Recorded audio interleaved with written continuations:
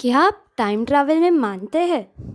क्या आप दोस्तों के साथ शैतानियाँ करने में मानते हैं? क्या आपको लगता है कि एलिट्स सच में इस दुनिया को विनाश की तरफ ले जा रहे हैं? नमस्कार, मैं हूँ कहानीकार कृष्णा, जो कि पहली बार कहानी सुना रही है। मेरी कहानी शुरू होती है दोस्तों के ग्रुप से। हम सबका एक दोस्तों का ग्रुप होता है जिसके साथ हमें नई नई चीज़ें ट्राई करने का कीड़ा होता है। ऐसे ही बंदर दोस्तों की टोली निकल पड़ी थी एक सुनसान जगह एक्सप्लोर करने के लिए। बेसिकली वो एक फॉरेस्ट था जिसके अंदर वो लोग जाते जाते जाते एक अजीब सा मैदान देखते हैं। वो सोचते हैं कि एक फॉरेस्ट के बीच में ऐसा मैदान कैसे हो सकता है। वहाँ ना कोई पेड़ था और ना ही घास उगी हुई थी, और बीचों बीच एक अजीब सी वैन खड़ी हुई थी जो बिल्कुल एयरी वाइब्स दे रही थी। वो पूरी धूल सी सनी हुई और पुरानी सी थी, और उनमें से विशाल बोलता है, चलो गाइस एक्सप्लोर करते हैं। उसके पीछे तन्वी तुरंत बोलती है, अरे पागल, तू वैन क्या ही एक्सप्लोर करेगा। वैन थोड़ी एक्सप्लोर करते हैं, लोग बड़े बड़े मॉल्स एक्सप्लोर करते हैं, बंगलोज एक्सप्लोर करते हैं। वैन एक्सप्लोर करके तू क्या करेगा? इतनी छोटी सी तो वैन है, इसमें क्या ही तू एक्सप्लोर कर लेगा। जब तक ये दोनों बहस कर रहे थे तब तक निक जाके वैन में बैठ भी जाता है, और उनके पीछे पीछे ये बंदरों की टोली चल पड़ती है उस वैन की तरफ। निक बैठता है ड्राइवर सीट पे, तन्वी बैठती है लास्ट सीट पे, विशाल बैठता है पैसेंजर सीट पे, और निक बोलता है कि चलो दोस्तों स्कूल चले। और तन्वी बोलती है, छोटा बच्चा है क्या, हम लिटरली कॉलेज में है, क्या स्कूल चलते हैं, पागल जैसा। और सब हंसते हैं। उतनी ही देर में निक क्लच मारता है, स्टीयरिंग घुमाता है, और टू देयर सरप्राइज वैन चालू हो जाती है और घने जंगल में जाने लगती है। तभी वैन में एकदम पैनिक सिचुएशन क्रिएट हो जाती है। तन्वी बोलती है, क्या कर रहा है तू, बंद कर, ये क्या हो रहा है, ये वैन चल कैसे सकती है, इसमें तो ये इतना फ्यूल भी नहीं होगा।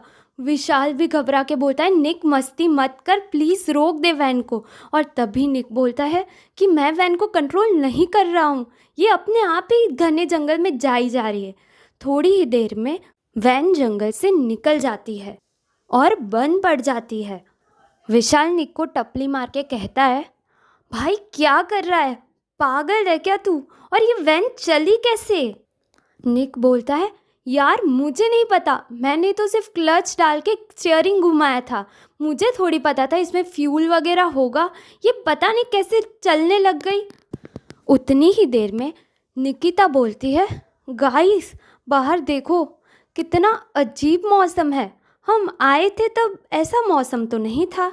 चिंता मत करो गाइस, निकिता कोई वाइल्ड कार्ड एंट्री नहीं है, वो वहीं थी, वो थोड़ी शांत रहती है इसलिए कभी कभी इग्नोर हो जाती है। विशाल कहता है, हाँ यार अजीब सा मौसम है, मैंने ऐसा आकाश तो कभी नहीं देखा, और आजू बाजू देख, मानो ऐसा लग रहा है हम कोई दूसरे प्लेनेट पर आ गए हैं। निकिता बोलती है, कहीं हम किसी पोर्टल से कहीं और तो टेलीपोर्ट नहीं हो गए, ये क्या हो रहा है। एंड तन्वी बी लाइक, ओ मूर्खो, वहाँ पे रेडियो पे देखो, हम ईयर 2087 में आ गए हैं, ये वैन शायद किसी तरह की टाइम मशीन है। और निक बोलता है, चिल गाइस, धरती ही तो है, कम से कम किसी अजीब से प्लैनेट पर तो नहीं पहुंच गए, और धरती मतलब इंसान ही होंगे, सिर्फ हम थोड़ी से आगे आ गए हैं, सिर्फ टेक्नोलॉजी एडवांसमेंट होगी, और तो क्या ही होगा, इतना क्यों टेंशन ले रहे हो। और विशाल कहता है, पर हमारी पुरानी लाइफ का क्या, हम वापस कैसे जाएंगे, क्या हम जा भी पाएंगे, क्या ये वैन शुरू भी होगी, कैसी खटारा वैन है ये। तन्वी कहती है, ये खटारा आइडिया भी किसका था, किसको एक्सप्लोर करना था, किसको ऐसी मेमोरीज चाहिए थी जो बाद में हमको याद आएगी, लो अपनी ही टाइमलाइन से अपना ही अस्तित्व मिटा दिया तुमने। उतने में निकिता बोलती है, बाहर देखो गाइस, कितने अजीब लोग हैं, मतलब ये इंसान तो है पर इंसान ही नहीं है, मतलब रोबोटिक हैंड्स, अजीब से टेंटिकल्स जैसे हाथ, ऐसे तो हम एलियंस को देखते हैं, ये इंसान कैसे हो सकते हैं? कहीं हमारी धरती पे एलियंस ने अटैक तो नहीं कर दिया?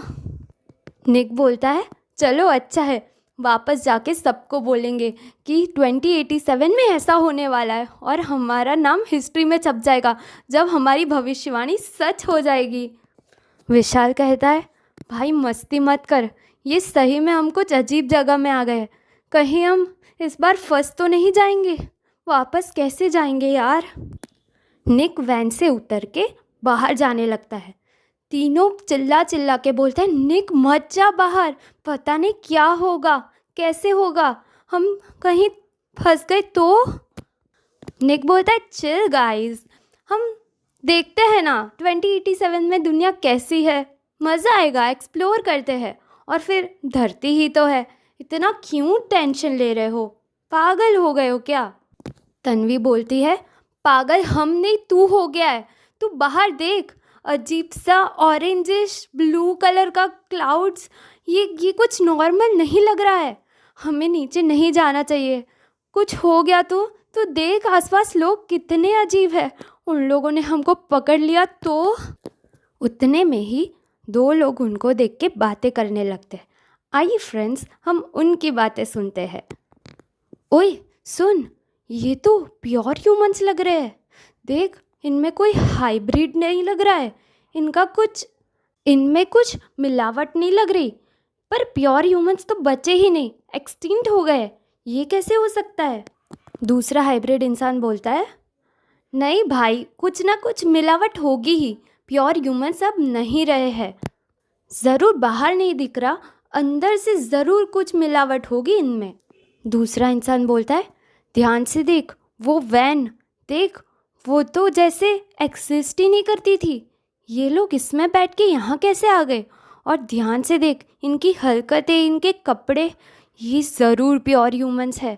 और पता नहीं यहाँ कैसे आए, पर वो लोग प्योर ह्यूमंस को ढूंढ रहे हैं। तुझे पता है ना उन पे कितना बड़ा प्राइस है।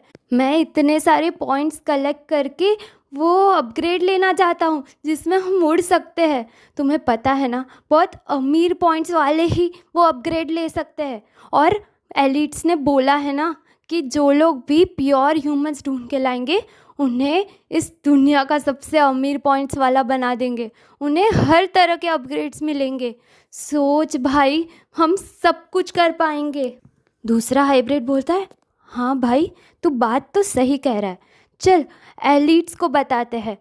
प्रोसीजर लंबा है पर तब तक ये लोग यहाँ से लगता नहीं जाने वाले हैं। जानना चाहोगे कि एलिट्स को प्योर ह्यूमंस की क्यों ज़रूरत है? क्या हमारे प्योर ह्यूमंस पकड़े जाने वाले हैं? क्या उन्हें मार दिया जाएगा? क्या वो वापस कभी अपनी टाइमलाइन में जा पाएंगे? स्टे ट्यून्ड जब तक मुझे फिर से लिखने की इच्छा नहीं हो जाती। और मुझे फिर से लिखने की इच्छा और कहानी पूरी करने की इच्छा तब हो सकती है जब कुछ 500 लाइक्स तो आ ही जाए। और तब तक आप लोग मुझे अपने क्रेजी असम्पशंस डीएम में डाल सकते हैं एंड क्या पता आप लोग मेरी स्टोरी क्रैक कर दो। सबसे बेस्ट रिस्पॉन्सेस को मैं अपनी स्टोरी पे हाईलाइट करूँगी। सो स्टे ट्यून्ड, अपनी क्रेजी ब्रेन को स्टार्टेड रखिए और क्रिएटिव रहिए। बाय।